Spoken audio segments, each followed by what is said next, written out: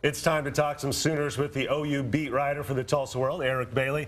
And Eric, we just saw a good performance by the OU defense in the first game since Mike Stoops was let go and Ruffin McNeil takes over. Of course, they were playing a not very good TCU offense. So is the defense better? TCU offense is just not that good, and will this defense continue to improve as the season goes along? Well, I think last week was a perfect opponent for Oklahoma because it was a team that they could kind of overwhelm a little bit, and I think that was a good test for him.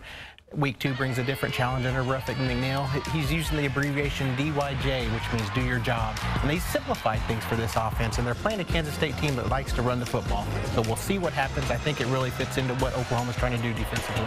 And on the other side of the ball for the Sooners, you have Trey Sermon, who got banged up in that TCU game. Doesn't seem like it's a long-term injury, but we kind of doubt he plays coming up today against Kansas State.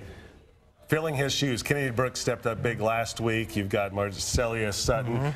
How are they going to do without him in there? Well, I think everyone got a good look at Kennedy Brooks last week. He ran for 168 yards, just an outstanding game.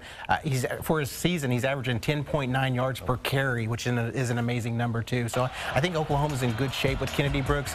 That being said, they really do need Trey Sermon because, you know, they're still trying to absorb the loss of Rodney Anderson this season. It's the first big-time game that Kennedy Brooks has had this season, and it was his career high in rushing against TCU. But it'd be nice to see him keep that up for the Sooners, especially without Trey Sermon probably not playing today.